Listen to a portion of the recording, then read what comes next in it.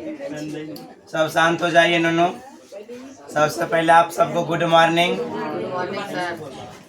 तो आज का जो चैप्टर हुआ चैप्टर नंबर 1 का ख होगा। 1 का ख, ठीक है। 1 का जो है ख नंबर है विषय भूगोल, जिसका नाम कौन से बाबू? जल संसाधन। कौन संसाधन? जल संसाधन। तो जल संसाधन के बारे में पहले 5 मिनट सुन लीजिए, ठीक है। उसके बाद लिखिएगा एक बार। लड़का सुनिए, पहले 5 मिनट सुनिए जल के बारे में।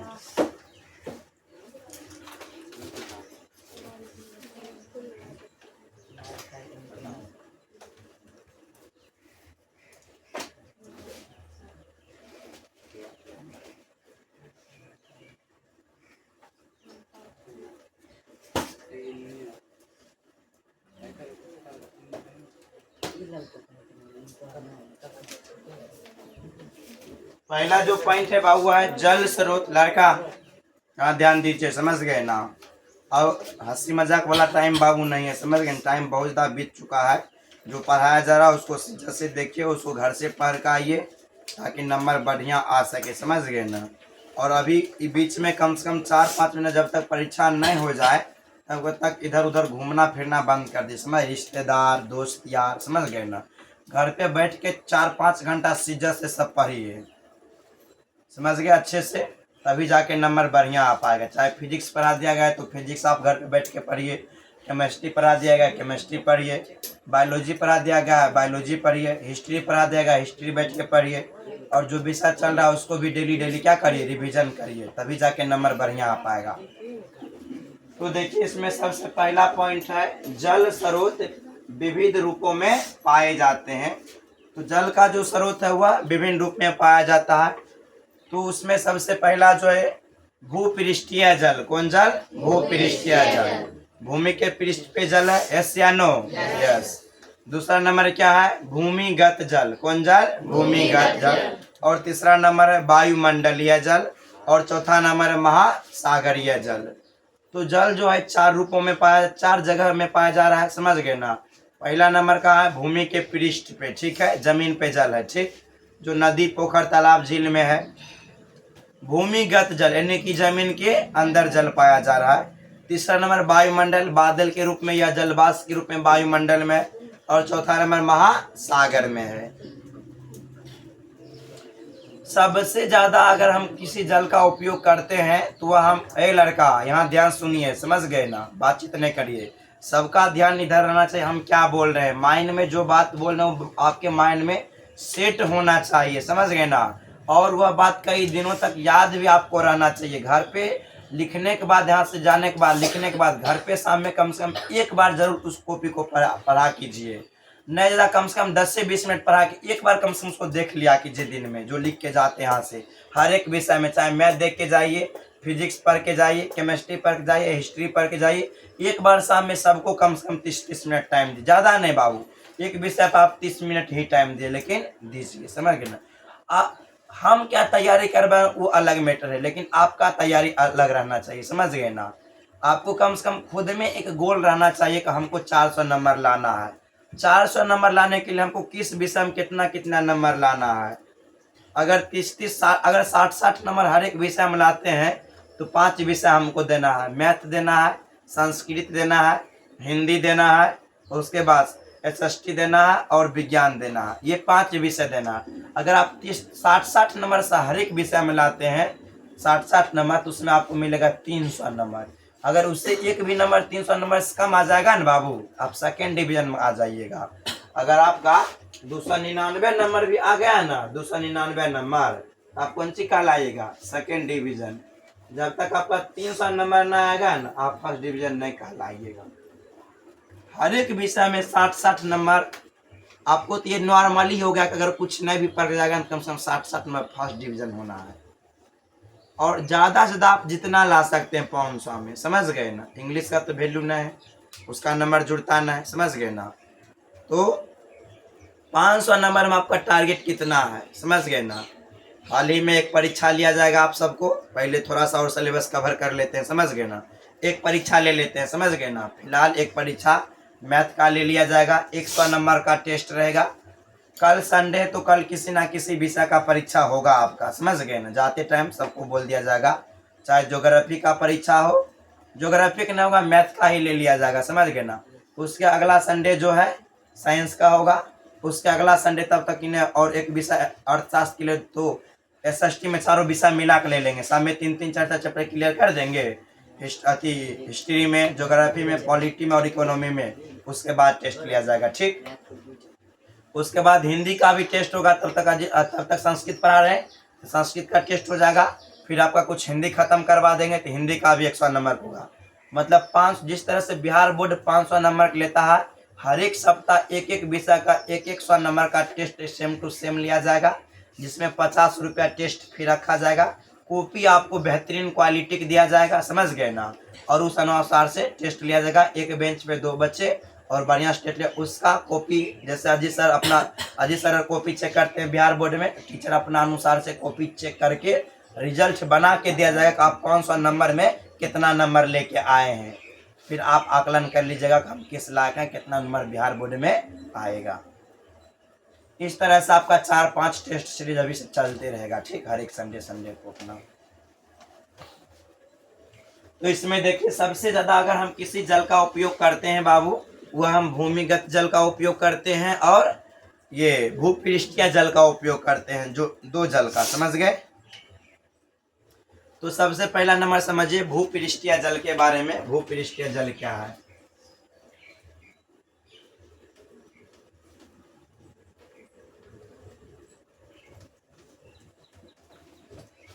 सबसे पहले बाबू समझिए भूपृष्ठीय जल क्या है। तो भूमि के पृष्ठ पर, सुनिए एक लाइन में माइंड में सेट कर लीजिए, जो भूमि के पृष्ठ पर जल आपको दिखाई पड़ता है, नदी में, नाला में, तालाब में, पोखर में, समझ गए ना।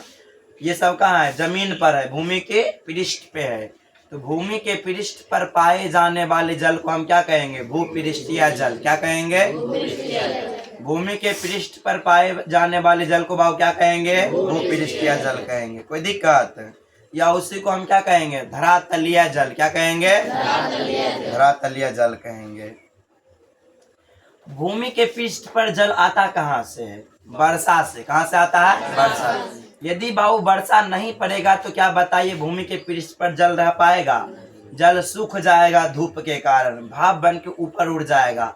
अगर वर्षा नहीं होते रहेगा, बरसन नहीं होते रहेगा, तो भूमि के पृष्ठ पर जो नदी, नाला, पोखर, तालाब में बाबू जल है, वह जल क्या हो जाएगा? सूख जाएगा, भाप बन के, बादल बन के ऊपर चला जाएगा, समझ गए ना। ये क्या है? यह एक चक्र है बाबू, जो भाप बन के कहाँ जाता है? पानी ऊपर जाता है, फिर वर्षा बढ़ के कहाँ आता है? पानी नीचे आता है। तो क्वेश्चन पूछेगा भूपृष्ठीय जल का, यानी कि भूमि पर जो जल है उसका मुख्य स्रोत क्या है? बरसन। क्या है? फिर से बोलिए, सब मिल के बोलो, जोर से बोलिए, बरसन। कोई दिक्कत है? भूपृष्ठीय जल है कहाँ कहाँ पे? नदी में, नाला में, तालाब में, पोखर में, झील में, यही सब जगह ना है। अगला समझिए बाबू भूमिगत जल के बारे में। भूमिगत जल,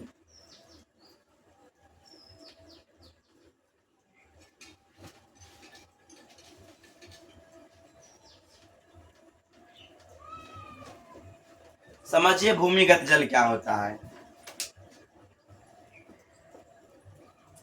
तो देखिए जो भी वर्षा आदि होता है, तो जहां जहां आप कुछ जगह देखते होंगे पानी जमा हुआ है, समझ गए ना, और वह पानी कुछ दिन के बाद क्या हो जाता है? सूख जाता है। सूखता है कि नहीं सूखता है? वर्षा पड़ता है तो कहीं कहीं पे पानी जहां जहां पे जमता है कुछ जगह पे, तो पानी क्या हो जाता है बाबू? सूख जाता है। तो जमीन के अंदर जो मिट्टी के कण में जो छिद्र है, वह छिद्र के द्वारा रिस रिस कर पानी कहाँ चला जाता है? जमीन के अंदर। कहाँ जाता है? जमीन के अंदर चला जाता है। तो उसी को हम क्या कहेंगे? भूमिगत जल। क्या कहेंगे? भूमिगत। तो भूमि के अंदर वाले जल को हम बाबू क्या कहेंगे? भूमिगत जल। क्या कहेंगे? भूमिगत जल कहते हैं। कोई दिक्कत? भूमिगत जल को बाबू हम भौम जल भी कहते हैं। कौन जल? भौम जल। क्वेश्चन पूछेगा भूमिगत जल का दूसरा नाम क्या है? भौम जल।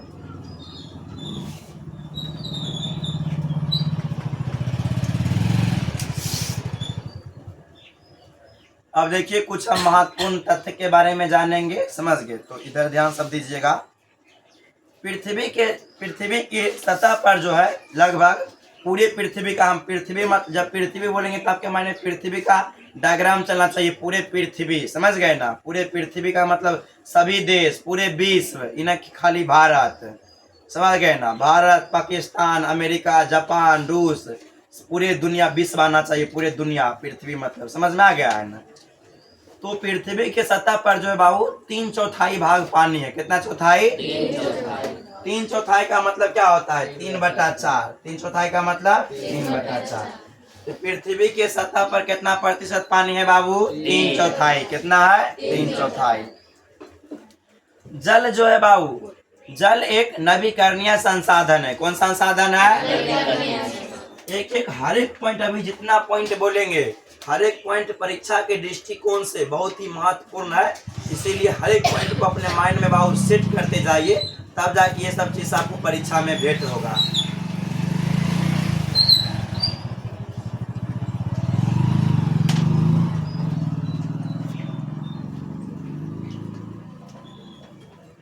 जल जो है, जल बाबू कौन संसाधन है? नवीकरणीय संसाधन। कौन संसाधन? नवीकरणीय संसाधन।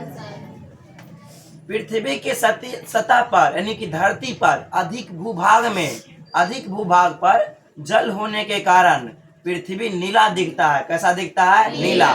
इसीलिए पृथ्वी को कौन ग्रह कहा जाता है? नीला ग्रह। कौन कहा जाता है? नीला ग्रह कहा जाता है। जल की अधिक उपस्थिति के कारण, क्वेश्चन पूछेगा किसके कारण पृथ्वी को नीला ग्रह कहा जाता है? जल की अधिक उपस्थिति के कारण। समझ गए? पृथ्वी के अधिक भूभाग पर अधिकतर जल होने के कारण पृथ्वी नीला दिखाई पड़ता है। इसीलिए पृथ्वी को कौन ग्रह कहा जाता है बाबू? नीला ग्रह। कौन ग्रह? एक बार फिर से बोलिए, सब मिलके बोलिए, जोर से बोलिए बाबू, नीला ग्रह। हर एक पॉइंट को आप याद रखते जाइए धूमधाम से। उसके बाद समझिए, पूरे विश्व का यानी पूरे दुनिया का जो है बाबू 96.5%, 96.5% जल जो है बाबू वह महासागर में पाया जाता है। कहाँ पाया जाता है? तो बताइए, महासागर में कितना प्रतिशत जल पाया जाता है? 96.5%। कहाँ में? महासागर में। महासागर में जो है बाबू 96.5% जल पाया जाता है। महासागर का जल कैसा होता है?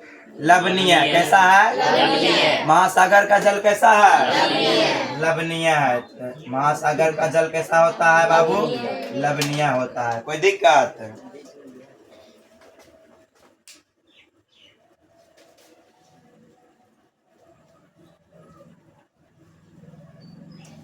अधिक, सबसे ज्यादा अधिक जल होगा तो वह कहाँ पे है? महासागर में। कहाँ में है? सबसे ज्यादा जल भाव कहाँ पे है? महासागर में। यानी कि जल का हुआ क्या है? केंद्र है। क्या है? केंद्र। जल का क्या है बाबू? केंद्र है। समझ गए ना? इसीलिए उसे महासागर को है ना जल संधि कहा गया। क्या कहा गया है? जल संधि। महासागर को क्या कहा गया है? जल संधि। जल संधि कहा गया है। जल संधि। क्वेश्चन पूछेगा, जल संधि की संज्ञा किसे दी गई है?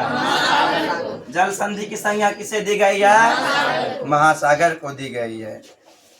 अब देखिए, पृथ्वी के 2 गोलार्ध, एक उत्तरी गोलार्ध और दूसरा दक्षिणी गोलार्ध। समझ गए? तो विश्व का जो अधिकतर जल है ना बाबू, विश्व का अधिकतर जल जो है वह दक्षिणी गोलार्ध में है। किस गोलार्ध में? विश्व का अधिकतम जल किस भाग में है? दक्षिणी गोलार्ध में है। इसीलिए दक्षिणी गोलार्ध को जल गोलार्ध कहा गया है। क्या कहा गया है? दक्षिणी गोलार्ध को क्या कहा गया है? जल गोलार्ध।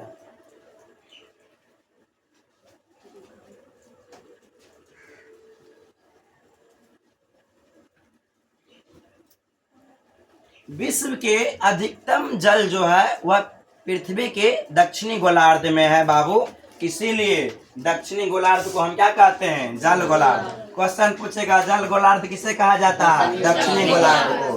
क्या किसे कहा जाता है? दक्षिणी गोलार्ध को। अब समझिए, विश्व के अधिकांश स्थल मतलब जमीन, स्थल मतलब जमीन, विश्व के अधिकांश भाग यानी कि स्थल यानी जमीन जो है उत्तरी गोलार्ध में है। किस गोलार्ध में है?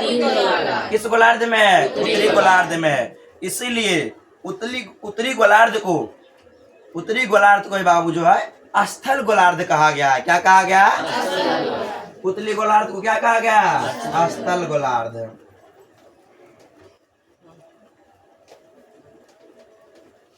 स्थल गोलार्ध।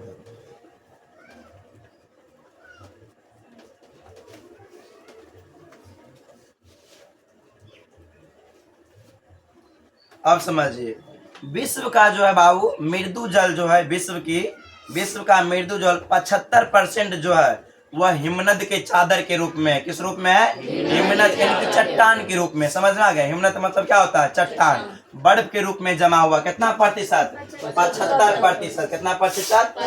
75%। किस रूप में है? हिमनद के रूप में। किस रूप में? विश्व के 75% जल किस रूप में है? हिमनद के रूप में है।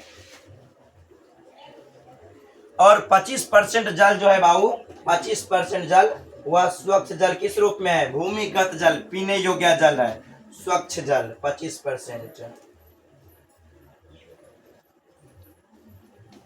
ये जो है 25% भूमिगत जल स्वच्छ जल है जो पीने योग्य है।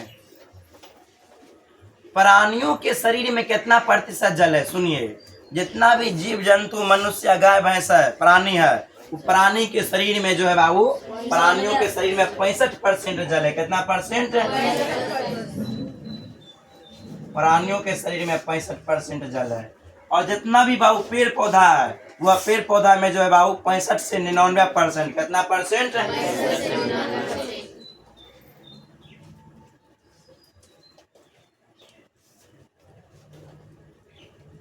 65 से 99%। तो बताइए, ये समय कोई दिक्कत होगा बाबू? एक बार पूरे धूमधाम से इसको समझ लीजिए। जल स्रोत विविध रूपों में पाए जाते हैं। तो आपको बताएं, मुख्य रूप से जल स्रोत जो है 4 रूपों में पाया जा रहा है। पहला नंबर भूपृष्ठीय जल। कौन जल? बोले, भूपृष्ठीय जल, भूमिगत जल, वायुमंडलीय जल और महासागरीय जल। कौन जल? महासागरीय जल। कोई दिक्कत? मुख्य रूप से हम कितना जल का उपयोग करते हैं? 2 जल का, एक भूपृष्ठीय जल और दूसरा भूमिगत जल। कोई दिक्कत? भूमि के पृष्ठ वाले जल को हम क्या कहते हैं? भूपृष्ठीय जल। सब इधर ध्यान दीजिए और मेरे साथ बोलिए, भूमि के पृष्ठ वाले जल को हम क्या कहेंगे? भूपृष्ठीय जल। सही से बैठिए। और उसका दूसरा नाम क्या है? धरातलीय जल। कौन जल? धरातलीय जल। कोई दिक्कत? भूपृष्ठ पर जल जो है उसका मुख्य कारण क्या है? वर्षा। क्या है? भूमि के पृष्ठ पर जो जल आता है उसका मुख्य कारण क्या है बाबू? वर्षा है। कोई दिक्कत? ये सब चलिए लिखिए पहले, उसके बाद लास्ट में पूछेंगे, ठीक है? चैप्टर का नाम लिखिए जल संसाधन।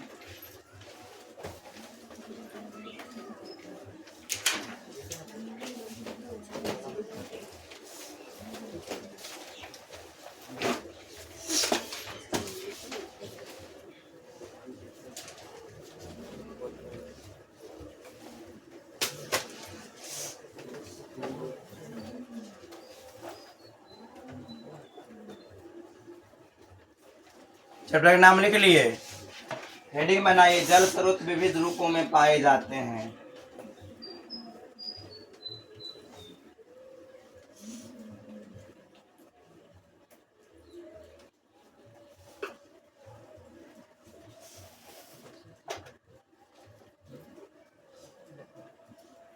विविध रूपों। देखिए बाबू, जल स्रोत विविध रूपों में पाए जाते हैं। एक नंबर लिखिए भूपृष्ठीय जल, फास्ट आप लोग लिखिए। एक नंबर भूपृष्ठीय जल, नंबर 2 भूमिगत जल, नंबर 3 भूपृष्ठीय जल। फास्ट लिखो बाबू। भूपृष्ठीय जल, भूमिगत जल, वायुमंडलीय जल, महासागरीय जल। ए बाबा ने लिखिए ना, चारों का नाम लिखना है।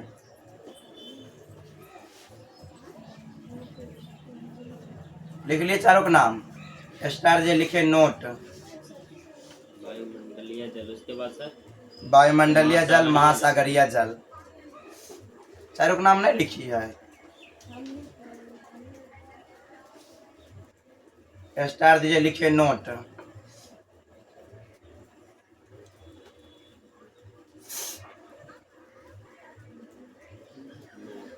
लिखिए हमारे जीवन में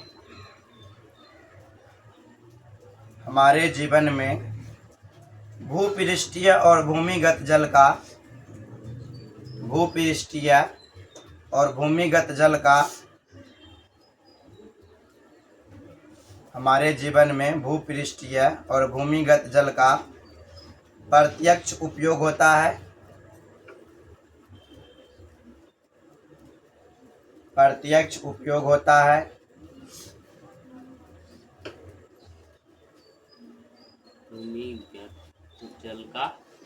भूमिगत जल का प्रत्यक्ष उपयोग होता है।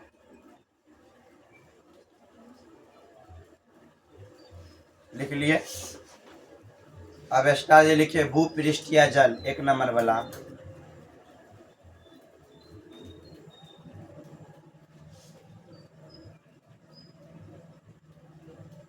एक नंबर वाला लिखिए भूपृष्ठीय जल वाला, उसमें डैश देके लिखिए भूपृष्ठ पर पाए जाने वाले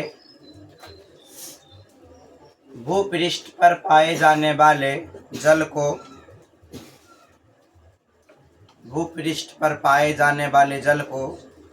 भूपृष्ठीय जल कहते हैं।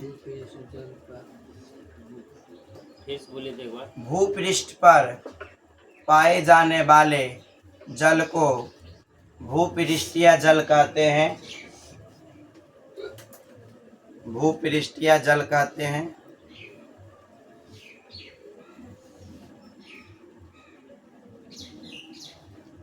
नीचे पॉइंट देके लिखिए भूपृष्ठीय जल का मूल स्रोत बरसन है।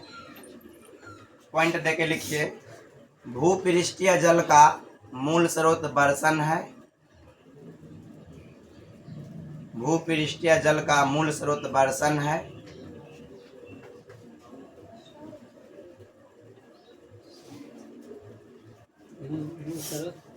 बरसन है, बरसन या बरसा लिखिए।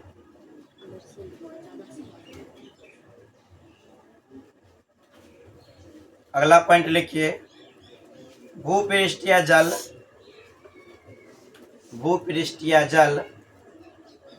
नदी नाले झील तालाबों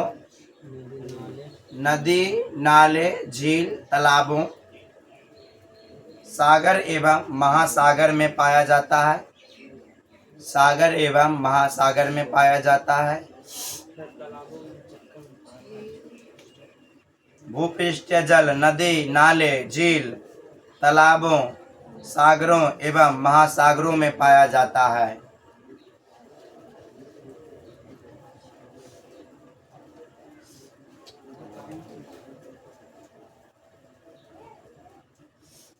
लिख लिए बाबू। अगला स्टार दीजिए, लिखिए भूमिगत जल।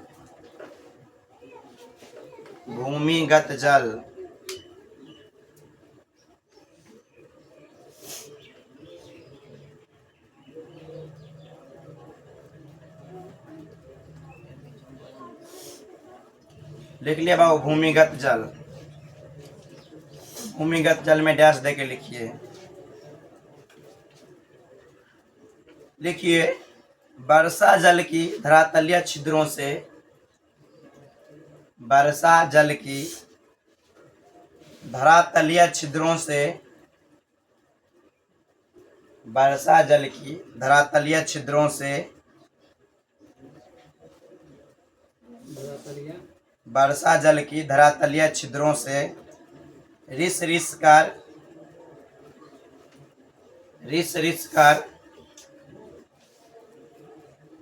रिस रिस कर कठोर आवरण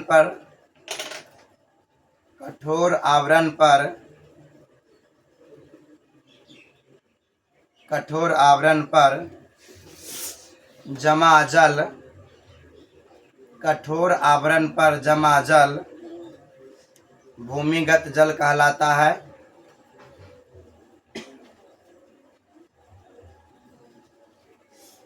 कठोर आवरण पर जमा जल भूमिगत जल कहलाता है।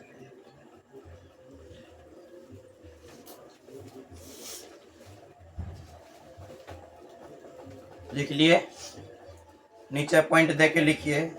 इसे भौम जल के नाम से भी जाना जाता है। इसे भौम जल के नाम से भी जाना जाता है। इसे भौम जल के नाम से भी जाना जाता है।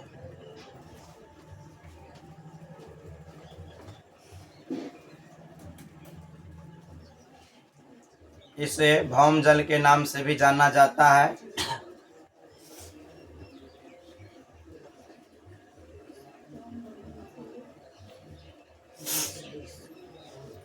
लिख लिए बाबू।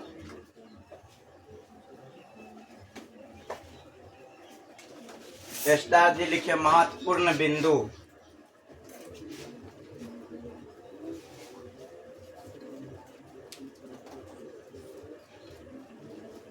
यहाँ लिखिए महत्वपूर्ण तथ्य। स्टार जी लिखिए महत्वपूर्ण तथ्य। लड़का सब लिखे महत्वपूर्ण तथ्य। हाँ कोई बात नहीं है। उसमें पहला पॉइंट दे के लिखिए। पृथ्वी की सतह का हाँ पॉइंट बना के पहला पॉइंट लिखिए। पृथ्वी की सतह का 3/4 भाग, पृथ्वी की सतह का 3/4 भाग जल से ढका है। पृथ्वी की सतह का 3/4 भाग जल से ढका है। नीचे तिरका चिन्ह दे के लिखिए। 3/4 भाग जल से ढका है। 3/4 भाग जल से ढका है। उसके बाद नीचे तिरका चिन्ह दे के अगला पॉइंट लिखिए। जल नवीकरणीय संसाधन है। जल नवीकरणीय संसाधन है।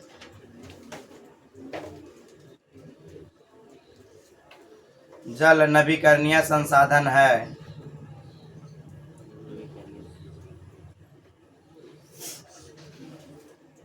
अगला पॉइंट लिखिए। पृथ्वी के अधिकतर भूभाग पर, पृथ्वी के अधिकतर भूभाग पर, पृथ्वी के अधिकतर भूभाग पर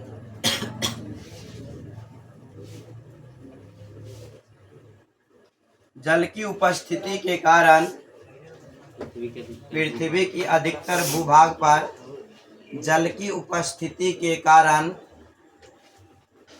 जल की उपस्थिति के कारण पृथ्वी को नीला ग्रह कहा जाता है।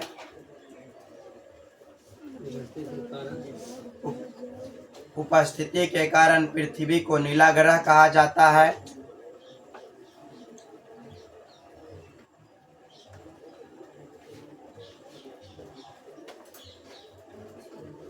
अगला पॉइंट लिखिए। विश्व के कुल 96.5% जल, विश्व के कुल 96.5% जल, विश्व के कुल 96.5% जल महासागर में पाया जाता है। विश्व के कुल 96.5% जल महासागर में पाया जाता है।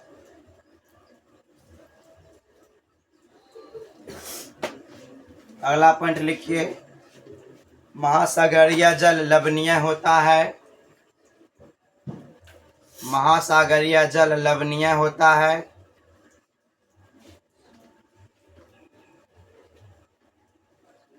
महासागरीय जल लवणीय होता है।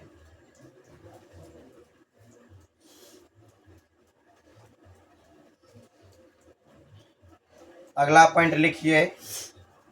विश्व के कुल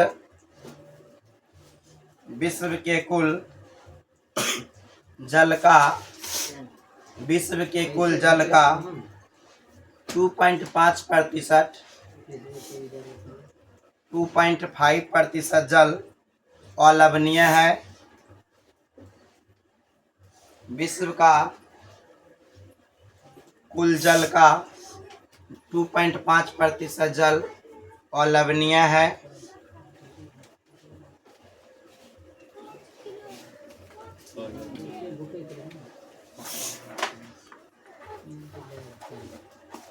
अगला पॉइंट लिखिए, विश्व के, एक मिनट सॉरी रुकिए, अगला पॉइंट लिखिए, महासागर सबसे बड़ा जल संग्रह केंद्र होते हैं। महासागर सबसे बड़ा जल संग्रह केंद्र होते हैं। सबसे बड़ा महासागर सबसे बड़ा जल संग्रह केंद्र होते हैं। इसी कारण महासागर को महासागर सबसे बड़ा जल संग्रह का केंद्र होता है। इसी कारण महासागर को जल संधि की संज्ञा दी जाती है। इसी कारण महासागर को जल संधि की संज्ञा दी जाती है।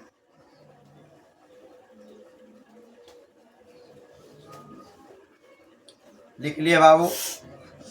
अगला पॉइंट लिखिए, विश्व का अधिकांश जल, अगला पॉइंट लिखिए, विश्व का अधिकांश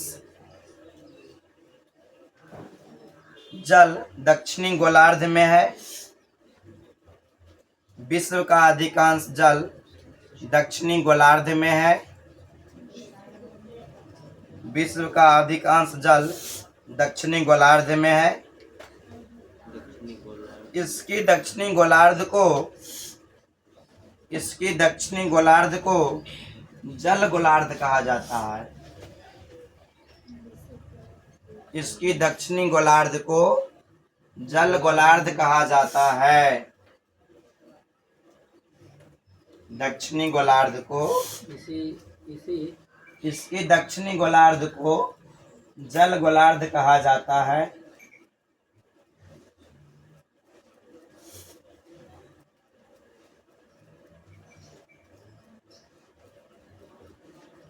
लिख लिए बाबू।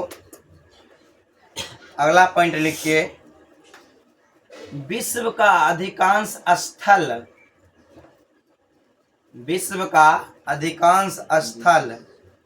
उत्तरी गोलार्ध में है।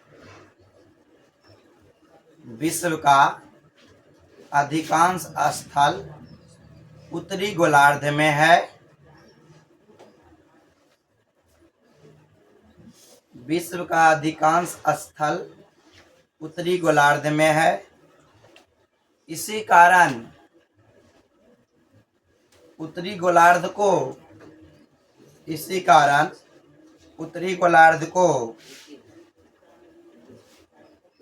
स्थल गोलार्ध कहा जाता है। विश्व के अधिकांश स्थल उत्तरी गोलार्ध में है। इसी कारण उत्तरी गोलार्ध को स्थल गोलार्ध कहा जाता है। उत्तरी गोलार्ध को स्थल गोलार्ध कहा जाता है। लिखिए बाबू।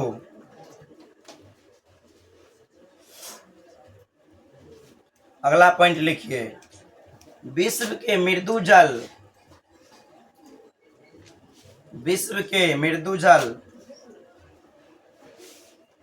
75% जल, विश्व के मृदु जल 75% जल चादर या हिमनद के रूप में पाई जाती है।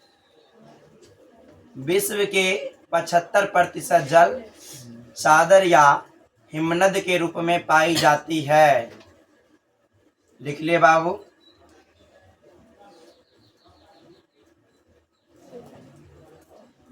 उसी में लिखिए, और 25% भूमिगत जल और 25% जल भूमिगत जल स्वच्छ रूप में पाई जाती है और 25% जल भूमिगत जल स्वच्छ रूप में पाई जाती है।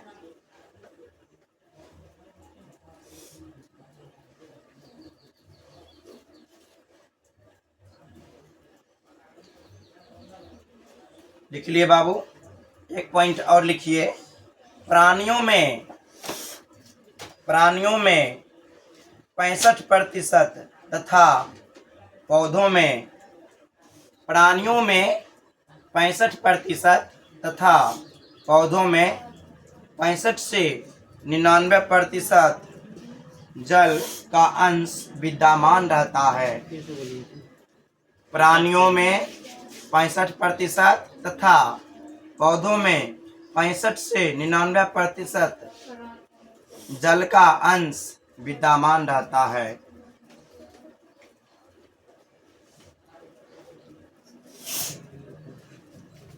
क्या होगा बाबू, इतने लिखते लिखते परेशान हो गए हैं। सोच लीजिए, अभी ज्योग्राफी थोड़ा सा मोटा है, इसमें चलेगा, समझ गए ना।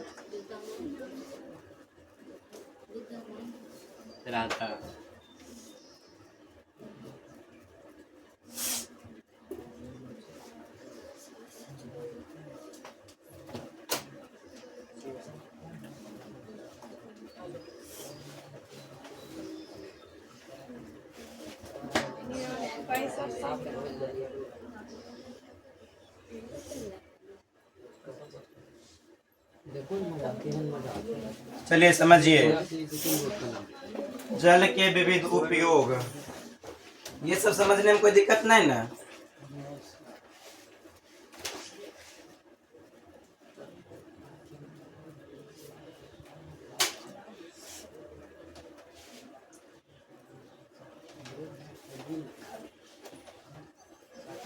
समझिए, जल के विविध उपयोग, जल के विभिन्न उपयोग। तो जल का उपयोग आप कहाँ कहाँ पे करते हैं, आपको तो पता ही होगा। आप अपने से 10 को लिख लीजिएगा, जल का उपयोग अपने से लिख लीजिएगा 10 को। जल का 10 को उपयोग अपने से नहीं लिख लीजिएगा। कौन सी लिखिएगा, बोलिए तो। 1 नंबर बोलिए, जल का उपयोग कहाँ करते हैं? एक लाइन से चलो। कपड़ा धोने में, खाना बनाने में, नहाने में, पीने में, और बोलो, और बोलिए। एक बार धोने में बोलिए, जाते बर्तन धो, तुम बर्तन धो, चाहे टपिया धो, चाहे डब्बू धो, उसको धो दिया तुम। और बोलिए, कहाँ कहाँ पे करिए है लड़की? यहाँ बोलिए, सिंचाई करने में। और बोलिए, फैक्ट्रियों में, उसमें। हाँ, तो फैक्ट्री में की करा हम। चलिए समझ। पेप्सी प्लांट में। हाँ, पेप्सी प्लांट में। सबसे पहले किस में? पानी पीने में, ठीक। पेयजल में, किस में? ऐना नहीं लिखना है पानी पीने में, उसको क्या लिखना है? पेयजल में। किस में? पेयजल में। दूसरा नंबर हो गया घरेलू कार्य में। सीधा घर में जितना काम होता है उसको क्या बोल दिए? घरेलू कार्य में। किस में? इन्हें बोला सर आटा सानने में, सब्जी धोने में, ये सब नहीं बोलना। सीधा घरेलू कार्य, उसको घर में जो काम होगा उसको क्या बोल दिए? घरेलू कार्य में। सिंचाई मतलब क्या होगा? खेत में पानी देना, फसल में सिंचाई करने में। उद्योग मतलब कौन से होगा? फैक्ट्री में, उद्योग में। स्वच्छता मतलब क्या होगा? साफ सफाई में। ए लड़की सब यहाँ ध्यान दो ना, कहेंगे 10 लाइन लिखना, अभी जल का उपयोग तो लिख नहीं पाएगी, अभी तक लिखा नहीं हुआ पिछला सब। पहला नंबर क्या बोले? पेयजल में। बोलिए पेयजल में। पहले सुन लीजिए तब बोलना है। पहला पेयजल में, दूसरा घरेलू कार्य में, अभी बोलना नहीं है, घरेलू कार्य में। तीसरा बोले सिंचाई में। किस में? सिंचाई में। लड़का को, लड़की से बोलो सिंचाई का मतलब कौन सी होता है? कौन सी? खेत में खदा खोन पानी जमा करना है। करची लाओ तो बाबू। हाँ, खेत, फसल में पानी, खेत में पानी नहीं देना, फसल में पानी देना। खेत खाली, उसमें हम पानी देंगे, या तो उसमें फसल को न बोएंगे या बोया हो फसल तब उसमें देंगे। ए बकलोलिया, यहाँ पर समझो ना, कहेंगे लिख चल को उपयोग, तो 10 लाइन परीक्षा मांगे तो लिखेगी नहीं, खाली बाल लहरा रही है, लहराने से कुछ होने वाला है। और अगला कौन सी बोलो? उद्योग में। उद्योग में, उद्योग मतलब फैक्ट्री में, ठीक। अच्छा, जितना भी फैक्ट्री बैठता है सब कहाँ बैठता है? नदी के बगल में, क्योंकि फैक्ट्री में पानी की बहुत जरूरत होती है। इधर ध्यान दो, यहाँ बोर्ड के मुंह बढ़िया ना चोकर से मुंह देखती है। अगला बोले स्वच्छता में। स्वच्छता मतलब कौन सी होता है? साफ सफाई में। उसके बाद मल मूत्र के विसर्जन में, जो मतलब गंदगी होता है वो गंदगी को साफ करने में। उसके बाद जन स्वास्थ्य। स्वास्थ्य मतलब साफ सफाई, मतलब स्वास्थ्य मतलब साफ सफाई रखने में, ठीक है। अब मान चलो अगर नहीं नहाएंगे तो बीमार नहीं पड़ेंगे, वही स्वास्थ्य रखने में। उसके बाद जल विद्युत के निर्माण में। पन बिजली बना जाता है ना, पन बिजली का नाम सुनी है? पन बिजली का नाम सुनी है? नहीं सुनी है? तो जिंदगी में कहीं पढ़ाई से भेंट मुलाकात होगा तब न जाने। जहाँ जहाँ नदी होता है वहाँ वहाँ पर बांध बनाया जाता है, समझ गए ना? डैम। उसमें क्या होता है? पानी से क्या बना जाता है? बिजली। समझ में आ गया? क्या बोलते हैं उसको? उसके बाद परमाणु संयंत्र में। किसमें? परमाणु संयंत्र में। जल कृषि में, मतलब कृषि खेती में। जल कीड़ा, जल कीड़ा में। और उसके बाद वानिकी में। ये सब आपको याद रखना है, ठीक है? बता देंगे, लिखो पहले, लिखो। जल के विविध उपयोग। बाबू लिखिए जल के विविध उपयोग। आज चैप्टर अच्छा खत्म ही हो जाएगा, तनी गई है, 10 मिनट 15 मिनट और पढ़ाएंगे, समाप्त हो जाएगा। अभी 20 मिनट टाइम है, खत्म कर देंगे। इसका पूरा टेस्ट भी ले लेंगे। बोलते हैं बाबू, जल के विविध उपयोग लिखिए, पॉइंट देख लिखते जाइए। लिखिए पेयजल, लड़का चुनचा करेगा। पेयजल और पेयजल लिखिए। 2 नंबर लिखे घरेलू कार्य। घरेलू कार्य। आगे अगला पॉइंट लिखिए सिंचाई।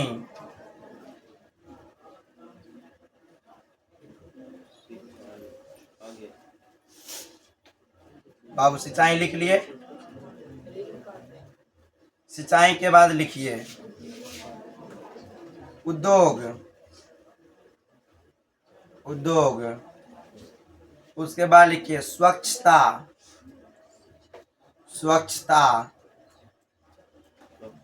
अगला पॉइंट मल मूत्र विसर्जन। मल मूत्र विसर्जन। अगला जन स्वास्थ्य। जन स्वास्थ्य। जन स्वास्थ्य। अगला जल विद्युत निर्माण। जन स्वास्थ्य के बाद जल विद्युत निर्माण।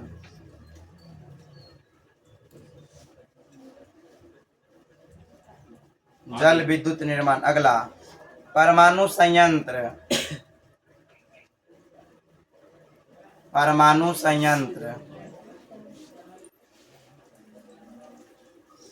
उसमें लिए परमाणु संयंत्र शीतलन लिख दीजिए। परमाणु संयंत्र शीतलन। शीतलन का मतलब होता है ठंडा, समझ गए? अगला जल कृषि। जल कृषि। जल कीड़ा। अगला पॉइंट जल कृषि के बाद जल कीड़ा।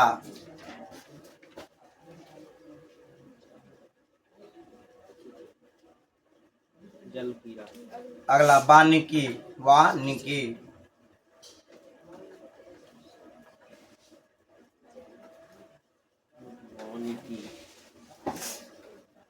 आगे हो गया।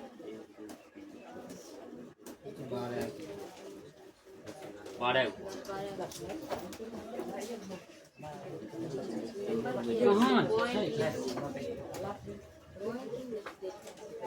घरेलू सिंचाई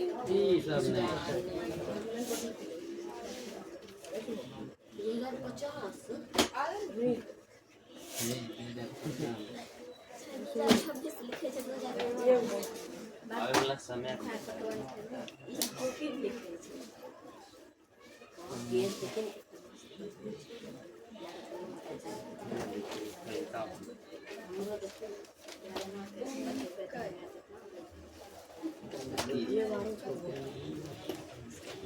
चलिए समझिए, जल संसाधन का वितरण एवं उपयोग, ये पॉइंट बता देंगे, चैप्टर खत्म। एक पॉइंट है,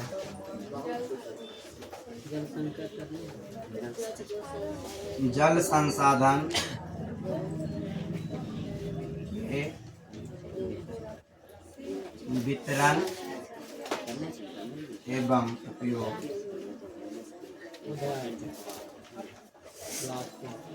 जल संसाधन के वितरण एवं उपयोग लिख लिए बाबू, हेडिंग बनाइए, जल संसाधन के वितरण एवं उपयोग। उसके बाद ये चैप्टर हो जाए क्वा ख्वा एन तक नहीं रे, क्वा ख्वान तक है, वो है बन एवं बन है कोई बात नहीं है तो पढ़ाया जाएगा। अब क्या लिखे? चैप्टर नंबर 1 था, एक क्वा बता दिए, ख्वा बता दिए। लिखिए, जल संसाधन के वितरण एवं उपयोग, हेडिंग बनाइए।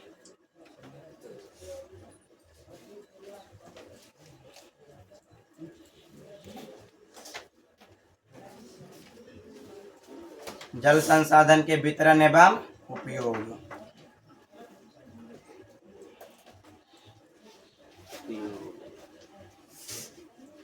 समझिए, जितना बात बोलते जा रहे हैं धूमधाम से समझिए बबनी सब बबनी का ध्यान इधर होना चाहिए, सब लड़का भी इधर ध्यान दीजिएगा। लड़की इधर ध्यान दीजिए, सुनेगी तब न समझेगी, समझेगी तब न परीक्षा में लिखेगी। इधर ध्यान दीजिए, हेडिंग बना लिए सब। हेडिंग का नाम क्या है? जल संसाधन के वितरण एवं उपयोग। सब मिलके बोलिए, जल संसाधन के वितरण एवं उपयोग। सब लड़की मिलके बोलिए, जल संसाधन के वितरण एवं सब लड़का मिलके बोलिए, जल संसाधन के वितरण एवं उपयोग। समझिए, भारत में जो है बाबू, समझिए पूरे विश्व का, भारत में जितना जनसंख्या है, भारत में 16% आबादी है। कितना है? 16%। पूरे विश्व का बात कर रहे हैं, पूरे विश्व का 16% आबादी कहाँ में है? भारत में। भारत में कितना प्रतिशत? 16%। ये हर एक पॉइंट को धूमधाम से समझते जाइए, इस तरह से समझिए जिस तरह से आप लिख पाइएगा। समझ गए ना? तो भारत में पूरे विश्व का, ए लड़की यहाँ ध्यान दीजिए, तो अपने कौन सी लिखते रहती है जी, इधर ध्यान दो। उसको बोलते इधर ध्यान देने के लिए, तो अपने कौन सी लिख रही है, कौन सी लिख रही है हाथ में, और पता किसी का नाम लिख रही होगी।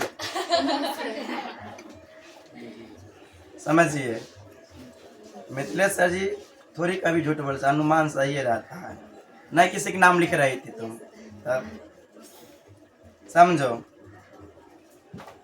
नहीं तो जादूगर थोड़ी कहलाते हैं हम। ए लड़का, तुम भी किसका नाम लिख रहा? हमको पता तुम उसका नाम लिख रहा था, अभी उसका नाम लिख रहा, छोड़ चल जाएगी कानते रहना। समझिए नुनू, यहाँ पर तो पूरे विश्व का, भारत में कितना प्रतिशत आबादी है? 16% आबादी निवास करती है। कहाँ में? भारत में।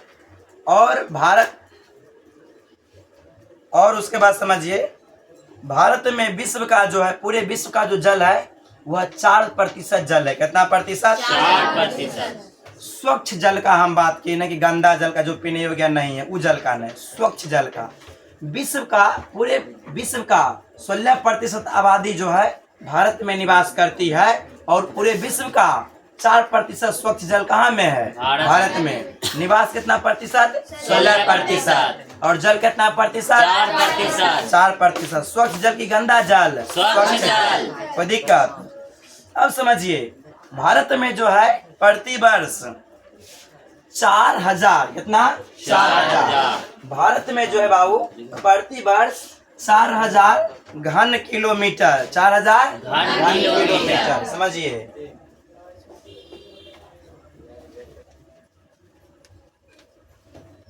भारत में जो है बाबू प्रति वर्ष, ये लड़का सब इधर ध्यान दीजिए, कौन सी लिख रहा है, मारेंगे सारा नशा उतार देंगे। यहाँ देखो, पहले सीखेगा न, कल याद नहीं रहेगा, पूछेंगे तो मुंह देखेगा।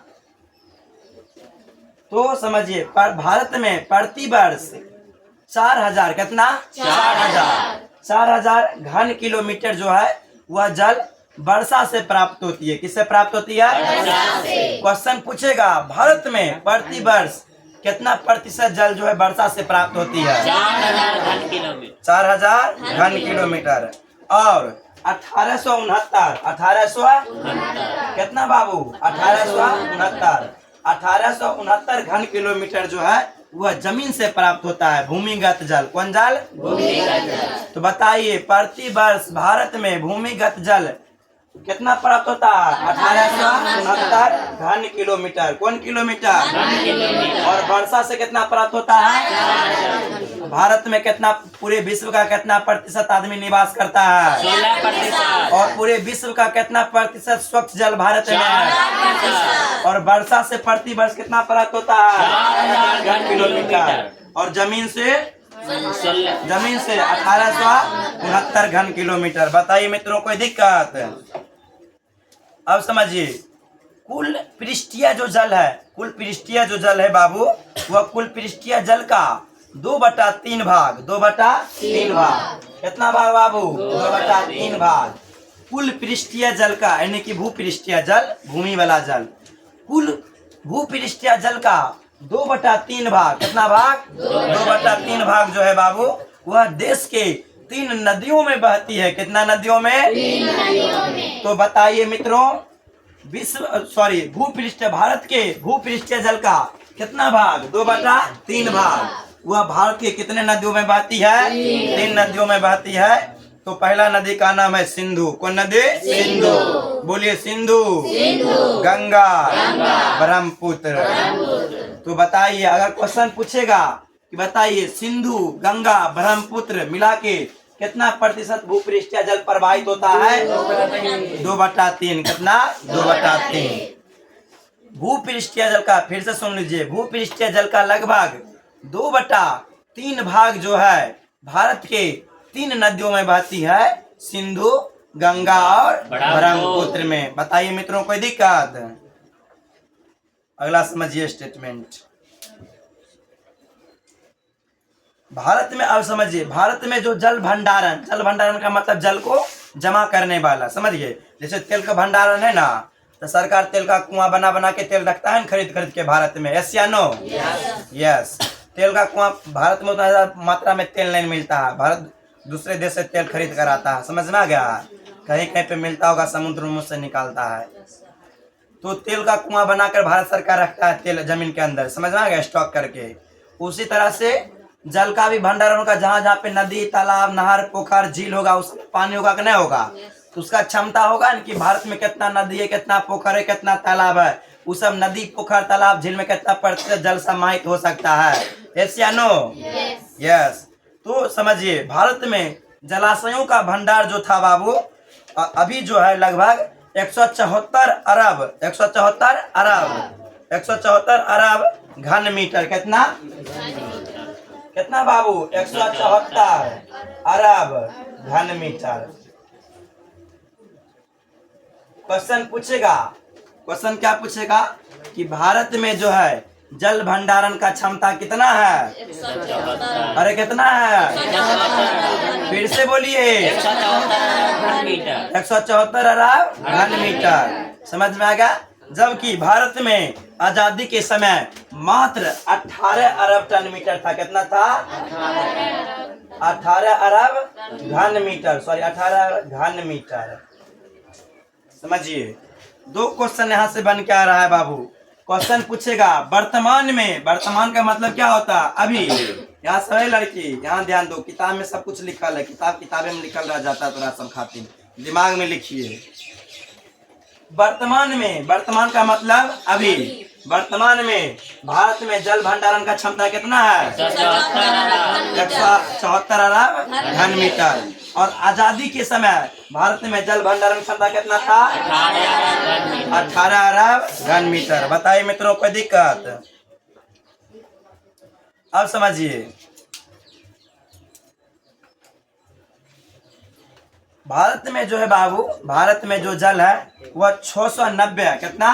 690। समझिए, 690 अरब घन मीटर। भारत का जो निवासी है बाबू, भारत का जो 16% निवासी है वह कितना जल का उपयोग कर पाता है? 690 अरब घन मीटर। कितना? भारत में केवल कितना घन मीटर जल का उपयोग हो पाता है? 690 अरब घन मीटर का। जो कुल जल का भारत में जितना जल है वो जल का 32% होता है। कितना प्रतिशत? 32%। अरब में कितना बोलिएगा? 690 अरब घन मीटर भारत में जल का उपयोग हो पाता है। अब प्रतिशत में कितना प्रतिशत? 32%। बताइए मित्रों, कोई दिक्कत? समझिए, भारत के उत्तरी मैदान में, भारत के किस मैदान में? मेरे तरफ ध्यान दीजिए, भारत के किस मैदान में? भारत के किस मैदान में? उत्तरी मैदान में। भारत के उत्तरी मैदान में पंजाब से लेकर ब्रह्मपुत्र घाटी तक, कहाँ तक? पंजाब से लेकर ब्रह्मपुत्र घाटी। सब मिलके बोलिए, पंजाब से लेकर कहाँ तक? ब्रह्मपुत्र की घाटी तक जो है जितना भी भूमिगत जल है, भूमि के अंदर वाले जल है वह 42% है। कितना प्रतिशत? 42%। पंजाब से लेकर कहाँ तक?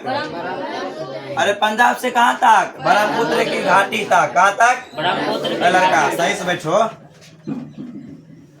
तो लिखिए, पॉइंट बनाइए, जल संसाधन के वितरण एवं उपयोग। लिख लिए बाबू। लड़की सब कौन सी आदत है? नाखून हमेशा निहारते रहती है। लड़का नाखून देखबो नहीं करता, बड़ा है कि छोटा है। लड़की अंगूठा वाला नाखून तो बढ़िया अच्छा है, लेकिन ओकर बगल वाला तो नहीं, गड़बड़ है। और बाद तो 5 उंगली में देखते सब, 5 रकम का नेल पॉलिश लगा के आते हैं। तुम सब नहीं, मतलब और जगह जहाँ पर हम पढ़ने उड़ने जाते हैं वहाँ पर देखते हैं। अच्छा एक बात बताइए, लड़की सब हमेशा ऐसे काहे करती रहती है? इससे ऐसे काहे करती रहती है? इससे नाखून दिखाने के लिए। 5 रकम एक बकरा लिया देखे थे, 5 अंगूठा हम 5 रकम का नेल पॉलिश लगे थे। ऐसे करती है कि नेल पॉलिश दिखाई पड़े। आयुष को सब बात पता है, ये भी देखता है।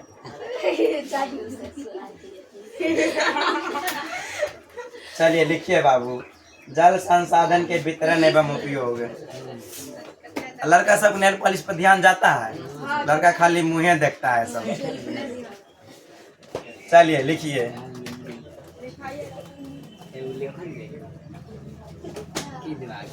पहला पॉइंट लिखिए बाबू, भारत में विश्व के लड़की दांत का किशोर रही है, पिन लगवाना पड़ जाएगा, कह रहे हैं। भारत में कलवा आएगा लेके जाएगा। समझिए, भारत में विश्व के लगभग 16% आबादी निवास करती है। भारत में विश्व के लगभग 16% आबादी निवास करती है। 16% आबादी निवास करती है।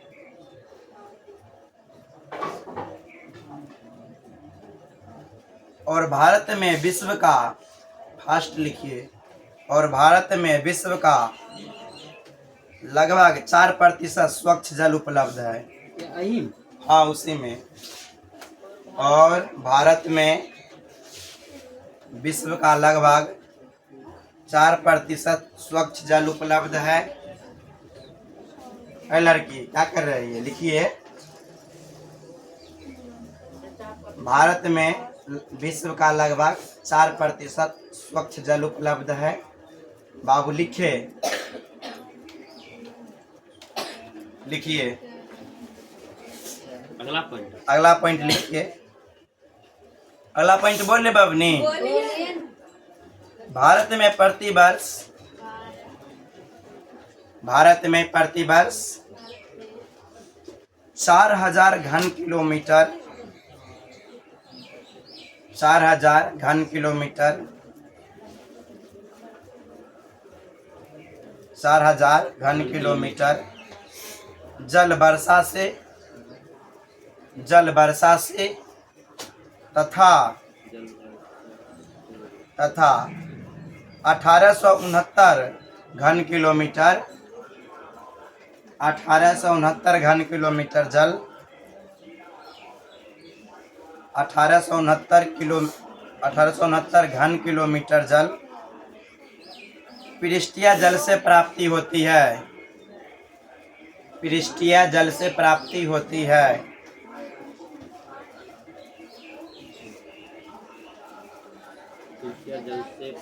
पृष्ठीय जल से प्राप्ति होती है।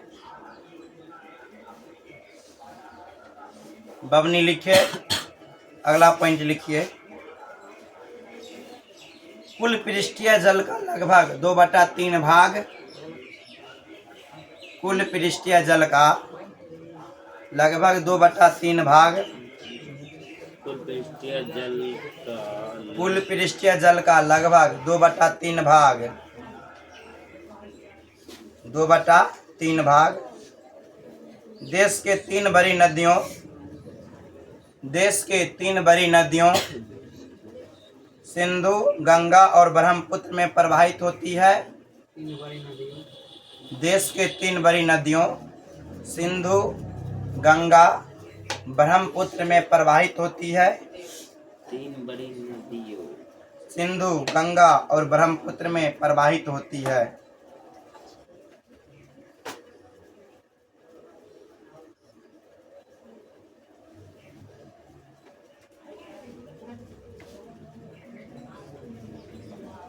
देखिए अगला पॉइंट।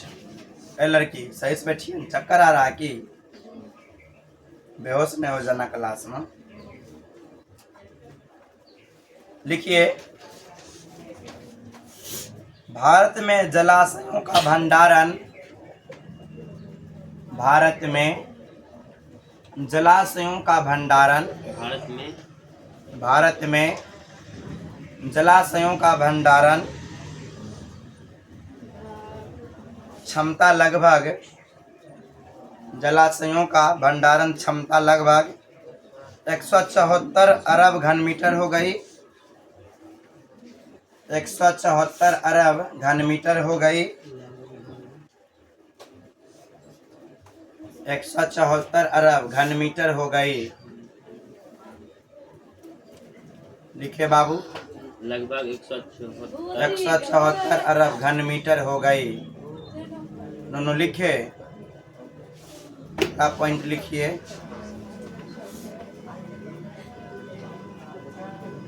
एक 174 अरब घन मीटर हो गई। जो देश की स्वतंत्रता के समय, हाँ उसी में, जो देश की स्वतंत्रता के समय, जो देश की स्वतंत्रता के समय, जो देश की स्वतंत्रता के समय 18 अरब घन मीटर थी। जो देश की स्वतंत्रता के समय 18 अरब घन मीटर थी। स्वतंत्रता के समय 18 अरब घन मीटर थी। लिख लिए बाबू। अगला पॉइंट लिखिए।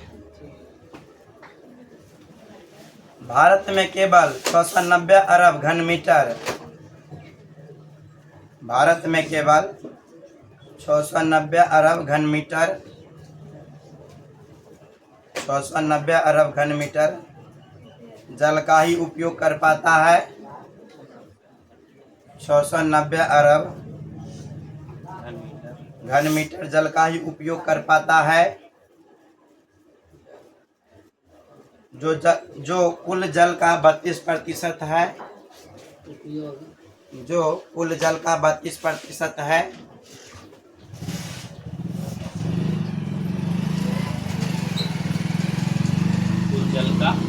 कुल जल का 32% है। लिख लिए बाबू। अगला पॉइंट लिखिए। भारत के उत्तरी मैदान में,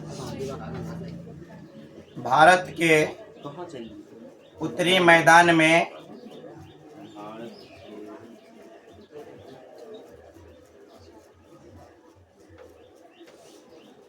भारत के उत्तरी मैदान में पंजाब से लेकर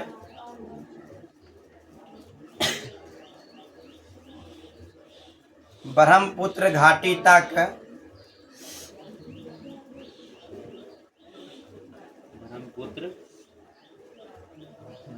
ब्रह्मपुत्र घाटी तक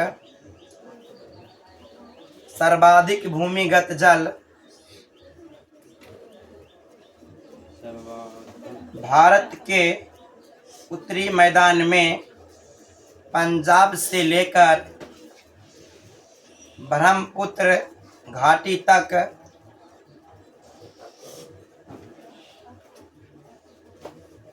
सर्वाधिक भूमिगत जल पाए जाते हैं।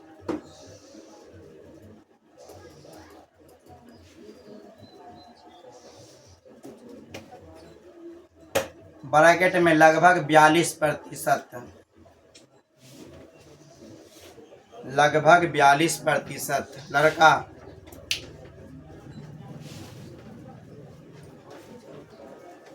लगभग 42%।